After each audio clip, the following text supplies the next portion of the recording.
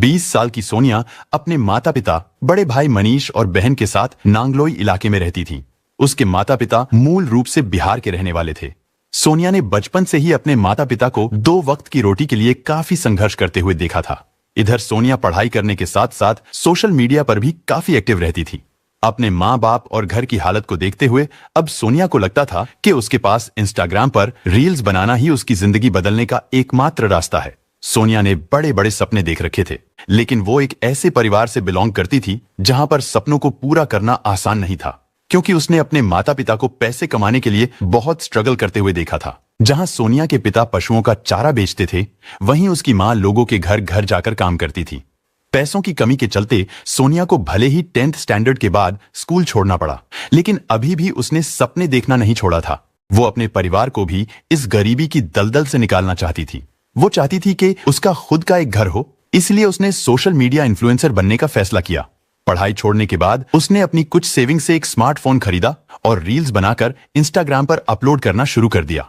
जब उसके माता पिता काम के लिए घर से बाहर चले जाते, तो वो घर के सारे काम निपटाने के बाद दिन भर रील्स बनाती रहती, क्योंकि उसे पूरा विश्वास था कि अगर वो रेगुलरली रील्स अपलोड करती रहेगी तो एक दिन उसकी फैन फॉलोइंग इतनी ज्यादा बढ़ जाएगी कि उसे पेड प्रमोशंस मिलने लगेंगे। वो अक्सर अपने रील्स को शूट करने के लिए दिल्ली शहर के मशहूर स्थान कनॉट प्लेस जैसी जगहों पर भी जाती थी।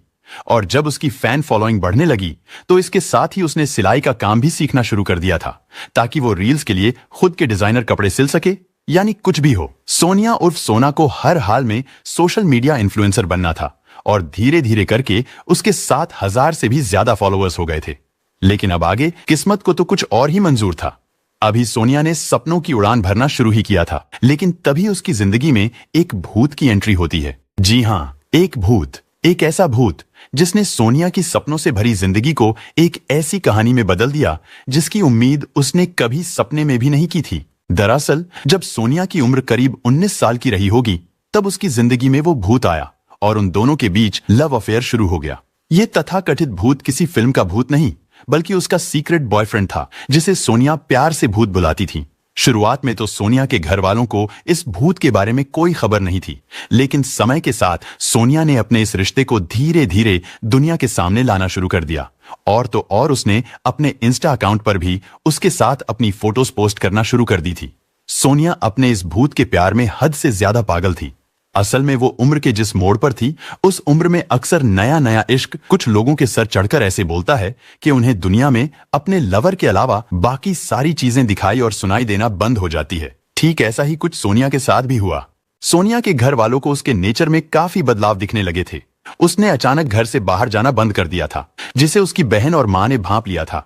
उनको ये खबर तो हो गई थी कि सोनिया किसी से प्यार करती है, लेकिन वो कौन है, कहाँ रहता है, इसका अंदाजा उन्हें बिल्कुल भी नहीं था। और जब जब उन्होंने इस बारे में सोनिया से पूछने की कोशिश की, तो सोनिया ने उन्हें हर बार वही जवाब दिया कि उसका नाम भूत है। वो दिन भर फोन पर उसी से बात करती। उसकी इंस्टा पोस्ट, रील्स स्टोरी और कॉल हिस्ट्री, हर जगह सिर्फ भूत नाम का जिक्र था। लेकिन सोनिया के दिलों दिमाग पर इस तथाकथित लवर भूत का भूत सवार होना ही उसे एक दर्दनाक अंजाम की ओर ले जाने वाला था। 2024 को अगस्त के महीने में सोनिया की मां रजनी देवी ने नोटिस किया कि सोनिया ने घर से बाहर जाना अचानक से बंद कर दिया था। हालांकि वो तो मुश्किल से ही घर में पूरा दिन टिकती थी, लेकिन अब वो अक्सर बीमार भी रहने लगी थी। उसकी तबीयत और लक्षण साधारण नहीं थे, इसलिए शक होने पर जब घर वालों ने सोनिया का चेकअप करवाया, तो सोनिया की रिपोर्ट ने घर वालों के शक को यकीन में बदल दिया, क्योंकि उनकी मात्र 20 साल की बेटी सोनिया उस समय 5 महीने की प्रेग्नेंट थी। और यहीं से सोनिया की जिंदगी उस तरफ करवट लेने वाली थी जिस तरफ अंजाम बिल्कुल भी अच्छा नहीं था। सोनिया ने 15 महीने पहले अपने इंस्टा पर यह स्टोरी लगाई थी, जिससे यह अंदाजा लगाया जा सकता है कि लगभग उसी दौरान ही उसकी मुलाकात इस लड़के से हुई थी। सोनिया ने लड़के का नाम संजू बताया था, जिसे वो प्यार से अपना भूत बुलाती थी। वो भूत हरियाणा से बिलोंग करता था, लेकिन वो नांगलोई में किराए के घर में अपने परिवार के साथ सोनिया के घर के पास ही रहता था। पिछले साल यानी 2023 की दिवाली पर सोनिया ने संजू को डेडिकेट करते हुए ये रील भी पोस्ट की थी। उस समय उन दोनों की उम्र केवल 19-20 साल के आसपास ही थी, लेकिन सोनिया उसके प्यार में इस कदर पागल थी कि कुछ ही महीनों की मोहब्बत में वो उस लड़के को अपना पति मानने लगी थी। सोनिया ने लास्ट स्टोरी इस साल अक्टूबर 2024 में अपलोड की थी, जिसमें उसने संजू को एवरीथिंग मेंशन किया है। अक्टूबर 2024 को सोनिया जब प्रेगनेंसी के 7वें महीने में थी, तब उसने अपने घर वालों को बता दिया था कि संजू ही इस बच्चे का पिता है और अब वो पूरी जिंदगी संजू के साथ ही बिताना चाहती है। उसने हर तरह से संजू को अपना पति मान लिया था। वहीं संजू ने सोनिया को बता रखा था कि भले ही वो अपने माँ बाप और बड़े भाई के साथ रहता हो, लेकिन उसके घर वालों ने उसे बेदखल कर रखा है। इधर सोनिया की डिलीवरी डेट नजदीक आती जा रही थी और सोनिया भी आने वाले अपने नन्हे मेहमान के लिए बहुत एक्साइटेड थी। हालांकि उसकी संजू के साथ कोई शादी नहीं हुई थी, लेकिन फिर भी उसने इस साल यानी 20 अक्टूबर 2024 को उसने करवा चौथ का व्रत रखा था। इधर सोनिया के घर वाले इस बात से परेशान थे कि उनकी बेटी न सिर्फ शादी से पहले मां बनने वाली है, बल्कि वो एक शादीशुदा लड़की की तरह रिएक्ट करने लगी थी। इन सब बातों को देखते हुए उसके घर वाले भी मजबूर हो गए थे, इसलिए उन्होंने भी आखिरकार थक हार कर उसके इस रिश्ते को स्वीकार कर लिया था। खैर, करवा चौथ पूजा से अगले दिन यानी 21 अक्टूबर 2024 को सुबह करीब 4 बजे के आसपास सोनिया ने अपना सारा सामान पैक किया और संजू के पास जाने के लिए घर से निकल पड़ी। लेकिन जाते जाते वो अपनी बहन से ये बोलकर गई थी कि संजू के घर वाले उसे कभी स्वीकार नहीं करेंगे, इसीलिए वो संजू के साथ शादी करके अपना अलग घर बसाएगी। इधर जब सुबह 5 बजे सोनिया की मां रजनी देवी की आंख खुली तो उनकी छोटी बेटी ने उन्हें बताया कि सोनिया घर छोड़कर जा चुकी है। इसके बाद मां रजनी देवी ने अपनी बेटी सोनिया के नंबर पर कॉल की, लेकिन उसका फोन स्विच ऑफ जा रहा था और जब कई घंटे बीत जाने के बाद सोनिया का मोबाइल ऑन हुआ तो दूसरी तरफ से सोनिया की नहीं बल्कि संजू की आवाज आई। उसने कहा कि मैं संजू बोल रहा हूं, तुम्हारी बेटी अब तुम सबसे नफरत करती है और वो किसी से भी बात नहीं करना चाहती। तुम लोग भी उसे बार बार फोन करके परेशान करना बंद कर दो। सोनिया की मां उसकी मिन्नतें करती है, उसके सामने रोती है और कहती है कि एक बार हमारी सोनिया से बात करा दो या फिर इतना ही बता दो कि आखिर मेरी बेटी कहां है और वो किस हाल में है। लेकिन संजू उनकी बात करवाने से मना कर देता है। सोनिया के घर वाले पूरा दिन उससे कांटेक्ट करने की कोशिश करते रहे, मगर उनकी हर कोशिश नाकाम हो गई। लेकिन फिर उसी रात करीब 11 बजे जब सोनिया के भाई मनीष ने उसके नंबर पर फिर से फोन किया, इस बार भी फोन तो संजू ने ही उठाया। लेकिन जब मनीष उससे अपनी बहन के बारे में पूछ रहा था, तब मनीष को संजू के पीछे से कुछ शोर सुनाई दे रहा था, जैसे कि संजू के साथ कई लोग और भी हैं। लेकिन फिर मनीष को कुछ ऐसा सुनाई दिया जिसकी वजह से उसे किसी अनहोनी का डर सताने लगा। असल में मनीष ने संजू को किसी से ये बोलते हुए सुना था कि गड्ढा थोड़ा और गहरा खोदो। मनीष के दिल में बैठा ये डर बहुत बड़ा था, इसलिए सोनिया के परिवार वाले तुरंत नांगलोई पुलिस स्टेशन में सोनिया की मिसिंग रिपोर्ट दर्ज कराने के लिए पहुंचे। लेकिन पुलिस ने ये कहते हुए रिपोर्ट लिखने से मना कर दिया कि आपकी बेटी जवान है, क्योंकि लड़का और लड़की दोनों ही बालिग हैं, इसलिए आपकी बेटी अपनी मर्जी से ही लड़के के साथ गई होगी। पुलिस वालों ने कहा कि वो लोग इसमें कुछ नहीं कर सकते। सोनिया के परिवार को जब पुलिस वालों से निराशा मिली तो उन्होंने खुद ही संजू के बारे में पता लगाना शुरू कर दिया। ऐसे ही पता करते करते आखिरकार वो लोग संजू के घर पहुंच गए। लेकिन वहां पहुंचने के बाद उन्हें जिस सच्चाई का सामना करना पड़ा उसके बारे में तो उन्होंने कभी सपने में भी नहीं सोचा था, क्योंकि सोनिया जिस संजू से प्यार करती थी, जिसके लिए वो अपने माँ बाप भाई बहन को ठुकराकर अपने घर से चली गई थी, असल में वो संजू था ही नहीं। उसका असली नाम संजू नहीं बल्कि सलीम था। इधर सलीम के परिवार वालों ने भी सोनिया के घर वालों को ये कहकर अपने आप को बचा लिया था कि उन्होंने सलीम को बहुत समय पहले ही घर से बेदखल कर दिया था। उनका कहना था कि अब उनका सलीम से कोई लेना देना नहीं है। अब सोनिया के परिवार वालों के लिए सारे रास्ते बंद हो चुके थे, क्योंकि पुलिस से भी उन्हें कोई मदद नहीं मिल रही थी। और अब इस नए खुलासे ने तो उनके शक को और भी गहरा कर दिया था।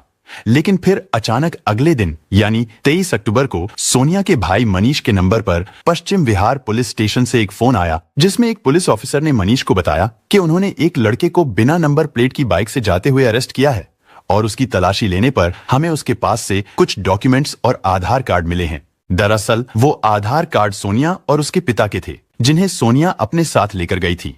इसके बाद मनीष फिर से तुरंत नांगलोई पुलिस स्टेशन पहुंचता है और वहां के पुलिस ऑफिसर को सारी बात बताता है, जिसके बाद नांगलोई पुलिस की एक टीम उस लड़के को पश्चिम विहार पुलिस स्टेशन से नांगलोई पुलिस स्टेशन लेकर आ गई। अरेस्ट किया गया लड़का कोई और नहीं बल्कि वही सलीम उर्फ संजू था। लेकिन जब पुलिस ने उससे सोनिया के बारे में पूछा तो पहले उसने पुलिस वालों को भी यही बताया कि सोनिया अब अपने घर वालों से कोई मतलब नहीं रखना चाहती है। लेकिन जब पुलिस ने सलीम से कड़ाई से पूछताछ की और उसकी अच्छे से खातिरदारी की, तब जाकर उसने सच उगलना शुरू किया। लेकिन यह सच भी एक ऐसी साजिश थी जिसमें सोनिया को बड़ी ही चालाकी से फंसाया गया था। 21 अक्टूबर की सुबह जब सोनिया घर से अपना सारा सामान लेकर निकली तो सलीम उर्फ संजू उसे कार से पिक करने के लिए आया था। वो कार भी उसने रेंट पर ली थी। सोनिया को पिक करने के बाद रास्ते से उसने अपने दो दोस्त पंकज और ऋतिक को भी पिक कर लिया। इसके बाद वो सभी लोग रोहतक के लिए निकल गए। असल में सोनिया अब सलीम पर, जो उसके लिए अभी तक संजू ही था, उस पर शादी करने का दबाव डालती है, क्योंकि बीते कई महीनों से सलीम शादी की बात को लेकर सोनिया से थोड़ा इंतजार करने को बोल देता था। उनकी गाड़ी बहादुरगढ़ और रोहतक के बीच हाईवे पर थी। तभी उन दोनों के बीच शादी की बात को लेकर झगड़ा शुरू हो गया, क्योंकि सोनिया तो अपना सब कुछ छोड़कर उसके साथ घर बसाने का सपना लेकर घर से निकली थी। सलीम तो पहले ही जानता था कि सोनिया अब शादी करने की जिद पर अड़ जाएगी, इसलिए उसने पहले से ही साजिश रच ली थी और सोनिया को दिल्ली से रोहतक लेकर जाना भी उसके प्लान का एक हिस्सा था। बेचारी सोनिया को तो पता भी नहीं था कि सलीम से संजू बना ये बहरूपिया उसे किस इरादे से लेकर जा रहा है। खैर, झगड़े को खत्म करने और सोनिया को शांत करने के लिए संजू उर्फ सलीम ने आखिरकार उसी दिन रास्ते में उससे शादी करने का वादा कर लिया और फिर इसी बात का जश्न मनाने के लिए वो सभी लोग रोहतक में पार्टी करने गए, जहां सलीम और उसके दोनों दोस्त पंकज और ऋतिक ने शराब पी।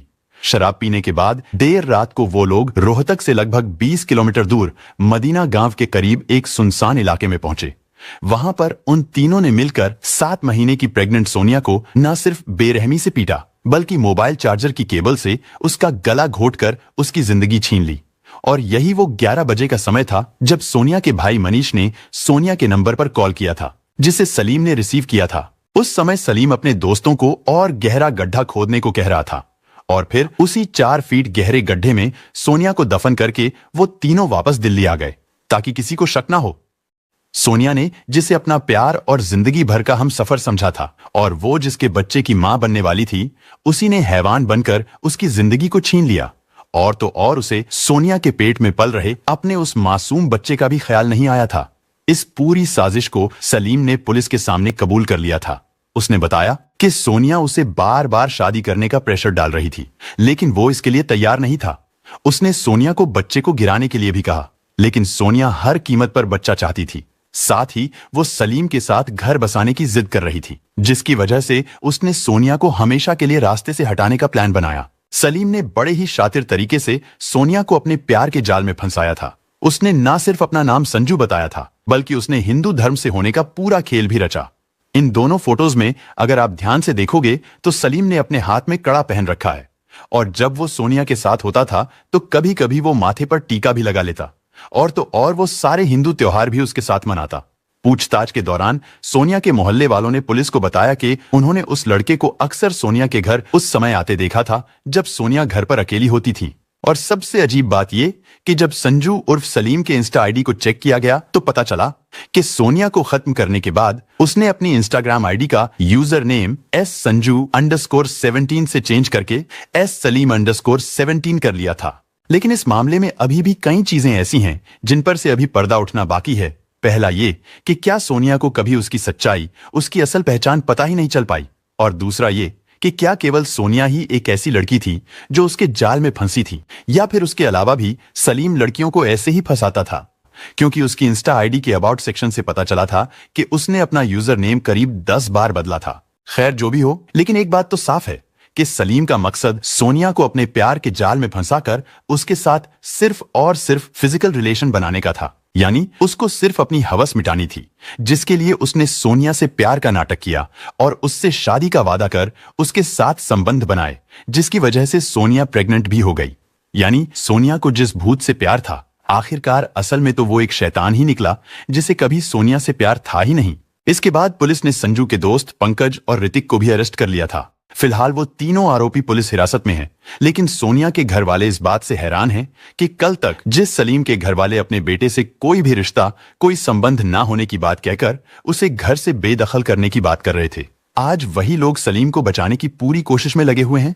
वो लोग मिले तो बोले कि फांसी का सजा दिलवाएंगे, अब बोले कि इसको बेदखल कर रखे, तो अब अपने लड़के को क्यों बचा रहे जाकर के थाने में। कहीं ना कहीं शायद सलीम ने घर से बेदखली वाला ड्रामा इसलिए रचा ताकि सोनिया कभी भी उसके घर तक ना पहुंच पाए और ना कभी वो उसकी असल हकीकत जान पाए।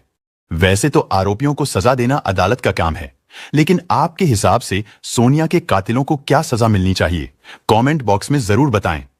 दोस्तों, इस घटना को सुनाने का उद्देश्य किसी का दिल दुखाना नहीं है, किसी को परेशान करना नहीं, बल्कि आपको जागरूक करना है, आपको सचेत करना है। दोस्तों, इस पूरी घटना के बारे में आपकी क्या राय है, कमेंट बॉक्स में जरूर बताएं। और अगर हमारी मेहनत पसंद आई हो तो इस वीडियो को लाइक करते हुए शेयर भी करें। अगर आपने अब तक चैनल को सब्सक्राइब नहीं किया है तो हमारे चैनल को सब्सक्राइब कर लीजिए। धन्यवाद।